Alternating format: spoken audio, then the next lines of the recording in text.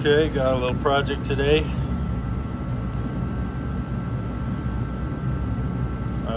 This is a quick attach for, I believe, a silencer or whatever else you want to put on there. And this is also, I guess, a compensator that is fused to the end of this barrel. The barrel is threaded, and the quick attach apparently doesn't work anymore. The gentleman whose gun this is, I just have the upper, I don't have the old gun, just the upper. The gentleman whose gun this is cannot take this off. He wants to replace it with a new compensator, quick attach, because this one, for whatever reason, is not threading. So he already did some work on it. See some apprentice marks there on the barrel.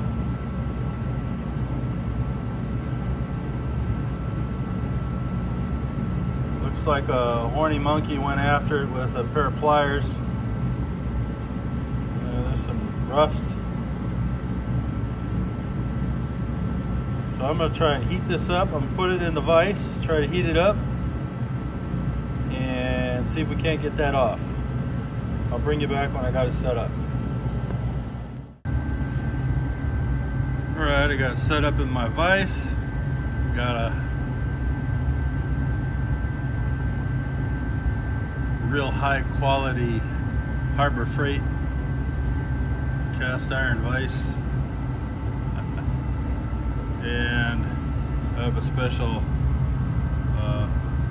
metal retainer in the upper, so that at least it won't go right or left if I hopefully try to crank off that compensator. So I'm going to heat this. I'm going to heat this a little bit, try to get up around 400 degrees.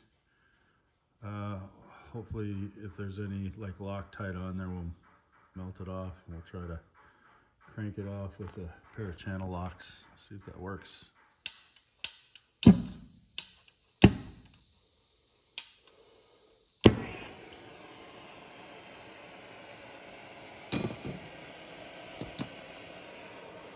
Don't move.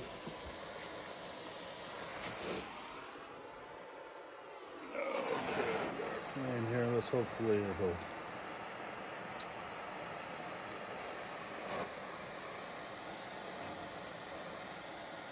it'll stay lit.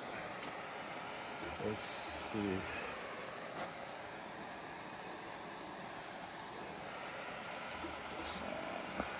That. Let's see.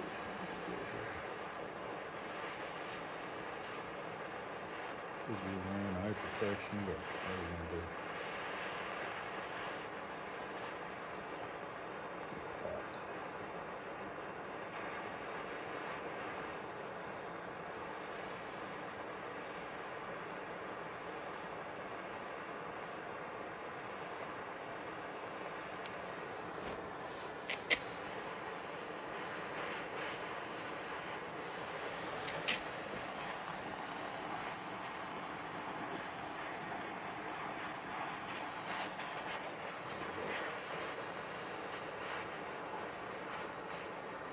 Hope it's not welded on there. That would be shitty.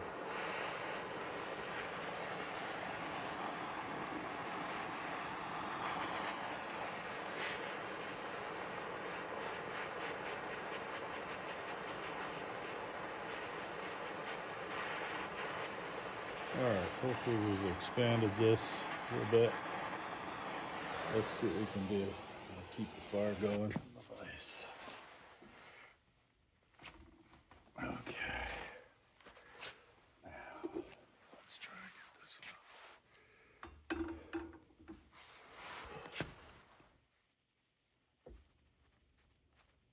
There we go. Okay.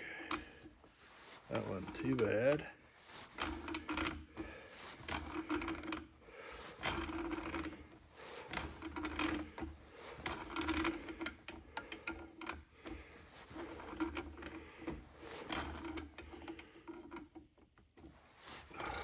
Tune in tomorrow when I get this sucker off.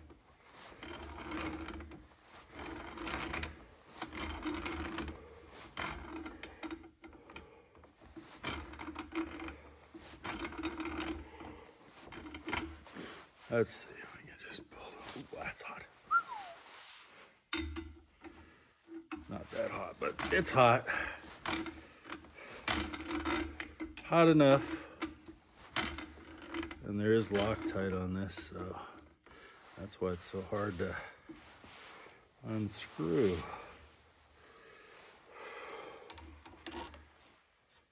Ooh, that's hot. Ooh.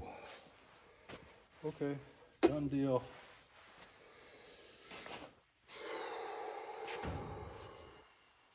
Threads look okay.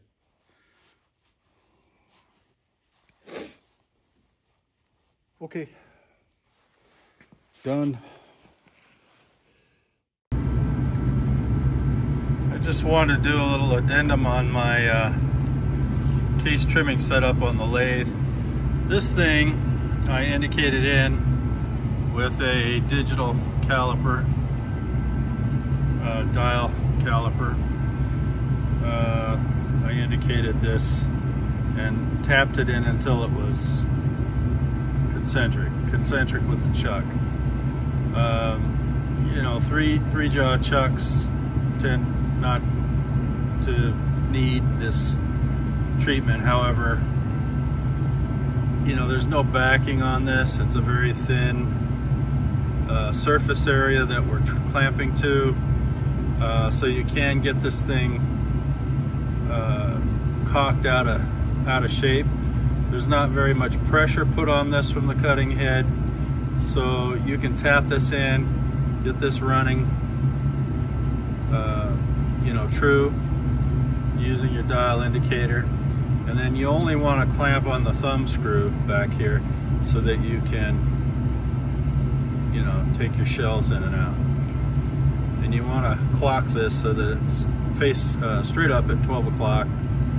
That way when you put the new case in, you're using gravity to register the bottom of the case to the shell holder so that it's all the way forward. And you clock this up and it's just solid. So yeah, this, now you can, and what I'll probably do in the future, I'll make a video of this. You can make a base that would sit flat against the face of your 3-jaw chuck. You might have 3 legs that come out between the jaws, registered against the face of the 3-jaw chuck, and that way you don't have to always indicate this in whenever you put it in. You know, you'll have a base with a threaded screw that would screw into this and then hold your case. I just want to add that. The other thing you might want to do is, now there are a lot of videos on YouTube about this, but you can put a poor man's DRO on your tailstock. You can get just a regular digital calipers, you know, break off the jaws, make a sleeve that fits around this portion of your tailstock, and then you don't have to, you know, if you wanted something to measure the depth more accurately, you can read it off the digital calipers. And I'll put some references to some good YouTube videos that do that. And then when I decide to do it to my lathe, I'll probably film that and show you what I'll do. On mine, I'm planning on flaring out the digital calipers this way at about a 45-degree off this face so that I can read the numbers easier. And then I'll make some sort of a sleeve that'll go around this tube, and then I'll attach the slide to the sleeve. I'll probably get a digital pair that you can zero, and then I'll have a slide indicator. I'll be able to tell, you know, how deep I'm going in that direction. Although for this treatment, you don't need anything like that. Like I said many times before on the previous video, at least in this setup, you can use the stage for the lathe as your stop. And if you don't want to, you know, bump into your stage per se, you can devise a bumper that you can put on here that would be solid, and then you can just slide your tailstock up to it until it touches. And you don't have to be, you know, crazy with it. Just a little pressure until it stops. Then you won't mark up your lathe. And you can see how that pilot is concentric with the mouth of the case. I don't know if I told you this before, but this company makes various caliber cutting heads. You can just buy the calibers that you reload the most, or that you have. And then the other thing I was going to say is you just have to be mindful of which way the cutter head cuts. I do believe. Let me see. I think the cutter heads are beveled a certain way. Let's see. Let's focus on that. I'm not sure if they're square cut or if they're beveled, in which case it wouldn't matter which direction you go. But be mindful of that. You might have to make sure your case is turning in the correct direction. As long as you have a lathe with forward and reverse, which I do.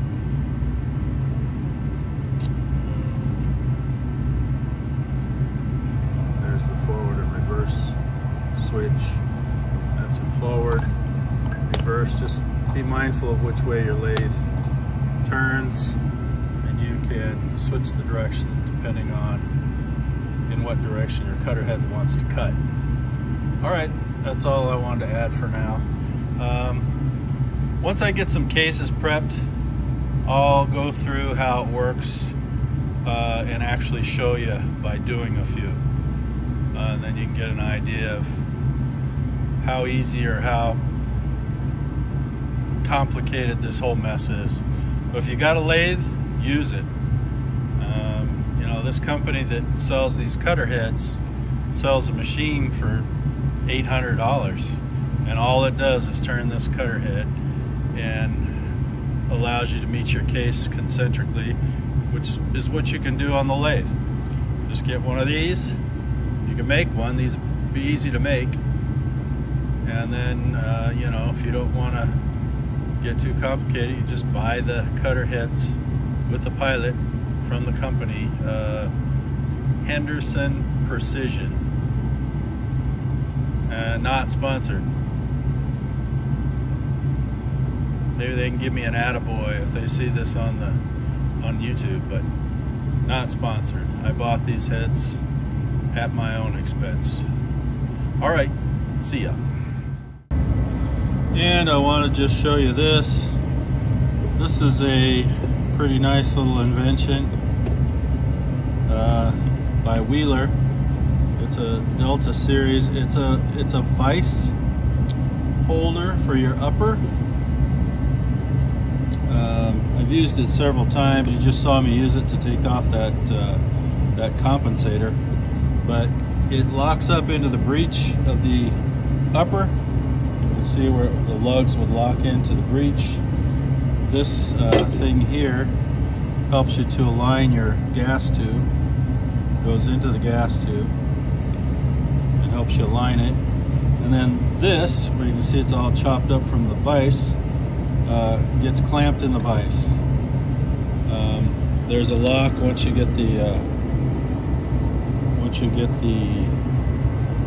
lug nut into the breech. You can lock it like that, and then that holds the upper securely, so you can work on the barrel or tighten your castle nut or align your gas tube. It's actually a pretty neat little tool. I will put a link in the description And if you want to use my link to buy this, you'll help the channel. But I'd appreciate it. Anyway, don't feel obligated. But this is a neat little tool, and I've used it several times. I've built 4 ARs already, 2 of them from 80% lowers. Use this thing, and it just makes things a lot easier.